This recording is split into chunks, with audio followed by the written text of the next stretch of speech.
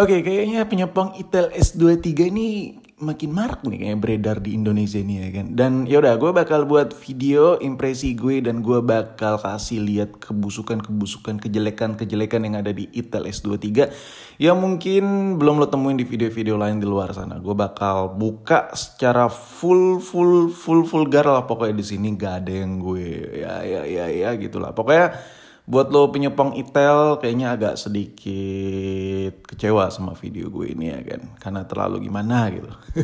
Oke. Sebelum gue jujur-jujuran mengenai si Itel ini, gue bakal coba bandingin dulu. Handphone ini tuh harga barunya itu lebih murah daripada Android yang second yang biasa gue review. Contoh kayak Redmi Note 10, kayak M21, jauh lebih murah harga barunya ya ketimbang harga bekas handphone second yang biasa gue review. So dari pandangan gue sendiri handphone ini tuh murah parah. Even dibandingin sama iPhone second alias iPhone zaman batu sekalipun, handphone ini tuh tingkat keworthitannya itu sangat tinggi sekali. Jadi kalau lu mampu beli si Itel S23 ini dan lu ibahin duit lu malah buat beli iPhone, ya menurut gue jauh lebih worth it beli si Itel S23 ini ketimbang beli iPhone. Buat lu yang ngincar performance, baterai, dan ya drivability-nya lah buat dipakai harian lah. Anjir. Ya mungkin buat sampai detik ini nih penyepong Itel nih senang sama bacotan gue ya kan. Karena belum gue kasih lihat kebusukannya. Nah, jadi kalau beli iPhone jelas menurut gue kalau untuk pemakaian daily ya jauh lebih worth it lah HP baru yang satu ini. Tapi kalau ngomongin soal kamera, that's another level. Gue gak bisa bandingin sama si Itel ini. Kenapa? Karena beda kelas, beda kasta juga. Jadi gak etis juga buat dibandingkan secara head to head. Tapi untuk price to price dari sisi harga, meskipun iPhone ini udah jadul, gue tetap lebih megang kamera iPhone kemana-mana. Ini bukan komparasi head to head ya, karena nggak apple to apple juga, nggak flagship to flagship juga. Tapi kalau ditanya dengan harga yang sama, mending beli Apple jadul atau beli Itel ini bang untuk urusan kamera. Ya tahu sendiri lah jawabannya. Kalau iPhone itu miskin fitur, tapi dari sisi kamera yang gue rasakan, ternyata iPhone jadul itu dengan kamera yang masih ada 8 megapiksel, 12 megapiksel, jauh lebih baik ketimbang kamera Itelan si S23 ini yang ada titel 50 megapikselan segala. So clear ya kalau lo tanya kamera jelas ya. Handphone jadul sekalipun seperti iPhone ini tuh kamera jauh lebih baik. Apalagi kayak Android yang kameranya goks parah kayak Pixel yang udah murah-murah tuh. Jadi menurut gue jauh lah. Jadi kalau lo ngebahas kamera ya meskipun ada tulisan 50 megapiksel ultra kamera ya.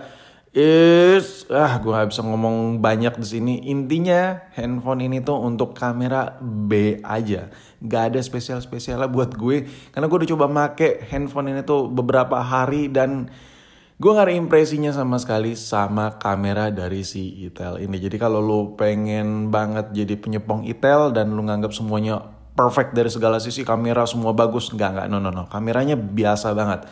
Dan sekarang ngomongin kekurangan yang berikut ya. Yang pertama tadi kamera kan. Kekurangan berikut yang gue rasakan banyak banget gitu.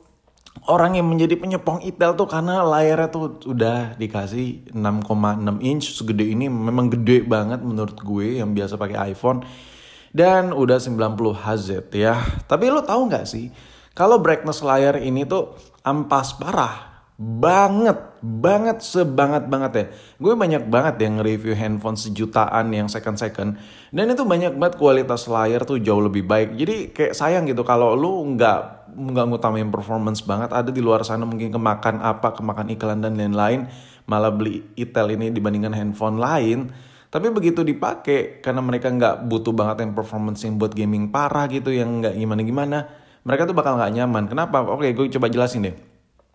Ini HP brightness-nya udah gue fullin ya, tuh lu bisa lihat ya brightness-nya gue fullnya udah nampol parah lah ini tingkat kefullan brightness-nya.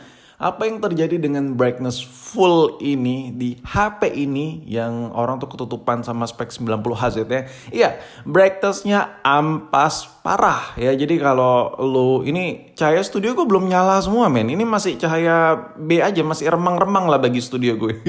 Dan itu brightness full itu udah gak kelihatan. Udah gak kelihatan tuh yang ada di layar tuh apa aja, gambarnya apa aja. Ini bukan anti spy ya, ini benar-benar masih clear aja nih HP dari dusnya. Lu bisa lihat ini brightness full kayak gitu. Jadi lu bisa bayangin ya, lu main game di luaran sana dengan cahaya yang terang atau di outdoor, itu bakal nggak enak banget. Layar tuh nggak banget menurut gue meskipun ada embel-embel 90 Hz. Hello, ya kan? Buka mata kalian gitu. Anjir, kejambat mulut gue. Nah sekarang untuk bagian bawah, ini ada lubang jacknya. Ini gue senang banget nih, ada lubang mikrofon, udah Type-C pula dan speaker pula. Tapi untuk speaker ya menurut gue speakernya B aja juga ya, gimana ya, gue ngegame itu masih suka ketiban sama suara-suara yang lain gitu. Masih kurang nampol dan posisi speakernya kayak HP pada umumnya. Seharusnya posisi speaker kayak gini tuh ditiban lah, speaker atasnya nyala gitu. Jadi enak gitu kalau ketutupan, suara tuh tetap nimbul. Tapi ya udahlah, no complain. Coba lu dengar dulu deh suaranya.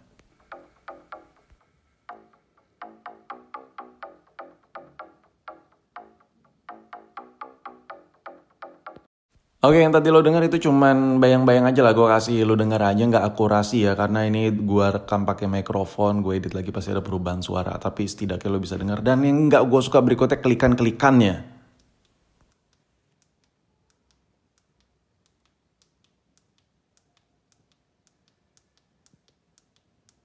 Jadi tuh tombol-tombol di HP ini tuh berasa banget kelikannya HP murah banget. Feel-nya tuh kayak cempreng cetak cetok tuh kayak HP mainan gitu yang gue rasakan ya. Tapi no complain, ini HP harganya sejutaan lu dapat baru ya dengan spek kayak gini. Dan yaudah tanpa basa-basi sekarang kita coba main di Intel S23 ini. Gue bakal coba curhat-curhat.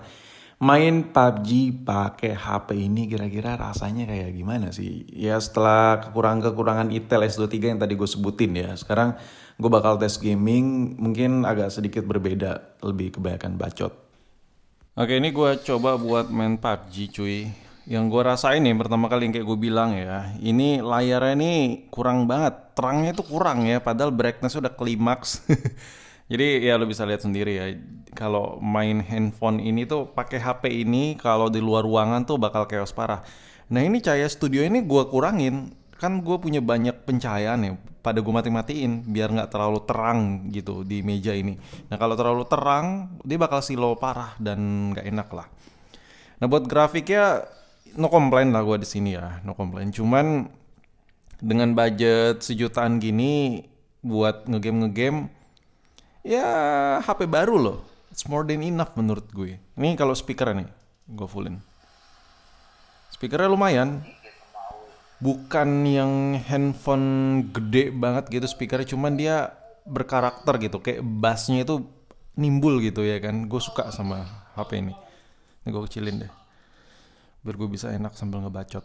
Ini gue nggak main ini banget ya, gue cuman pengen kasih lihat ke lu aja apa yang gue rasakan di handphone ini. Tuh, ini enak boy, enak mainnya. Cuman ya gitu, layar ya plus minus lah. Tapi nggak bisa bilang minus juga ya.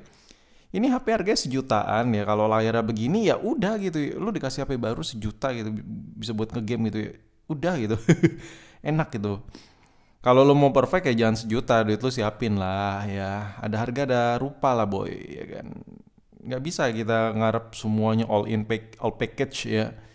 Enak, chipset kenceng, baterai gede, performanya Yahoo, layarnya jernih banget kayak HP mahal gitu. Nggak bisa. Nggak bisa lu buat HP sendiri ya sono. Tapi ini gua ngegame pakai HP ini nyaman dan gue ngerasa tuh seneng ngegame pakai HP ini dan bisa lah buat nemenin gue gabut-gabut gitu. Selama ini gue pakai HP ini tuh buat ngegame tuh gue no complain ya, karena mengingat harga sejuta. Jadi ya cukup lah. Nih ngelut-ngelut nggak jelas lah. Habis itu gue kalau saya ya lu cuman oh ya ini biasanya tuh kalau HP tuh kalau lagi banyak yang anjir gue jadi bot. Gue soalnya ngerekam main sambil lihat video gue nge-record ya, takut miring-miring tangan gue. Nah biasanya tuh kalau main ya kan kalau lagi banyak tato-tato tembak-tembak beku hantam tuh kayak nge-freeze, nge-lag tipis-tipis. Ini nggak terlalu berasa di HP ini. So far gue ngerasa enak banget. Ya gitulah ya tuh. Ini diguncang-guncang sana sini enak lah. Gue gak tau ya nemu musuh tuh kagak. Yang jelas gue nge-record untuk nge-game ini udah 2 menit nih gue nge-record waktu gue posisi main game ini. Gue gak mau lebih dari 5 menit. biar video nggak kepanjangan cuy. Ayo dong kawan, bunuhku, bunuh gue. Yuk, baku hantam dulu cuy. Sumpah gak ada musuh di sini. Gue langsung turun soalnya tadi ya kan. Naik pesawat langsung terjun, speaker gedein bela. Oh ya, di mana ayo. Ini yang gue suka. Dan sumpah aslinya gue gak sebot ini ya. Ini karena gue biar cepat mengakhiri ya. Dan gue juga main game sambil ngeliatin kamera gue posisinya, jadi gak terlalu fokus. But overall handphone ini enak parah buat ngegame. Oke, kesimpulannya apa yang gue sebutin tadi, kekurangan-kekurangan tadi sebenarnya itu adalah sesuatu hal yang nggak bisa dikomplain. Kenapa? Karena si Itel ini udah ngasih harga semurah ini. Jadi menurut gue that's fine ya, fine parah ya udah sih. Cuman buat lo yang penyepong parah, pengagung-agungkan, pengen bat gitu bla bla bla, ya gue kasih tau lah kekurangan-kekurangannya, kejelekan HP ini secara gamblang aja di video ini. Dan yaudah, ini sampai di sini video gue untuk saat ini. Next gue bakal tes main Genshin Impact di video berikutnya.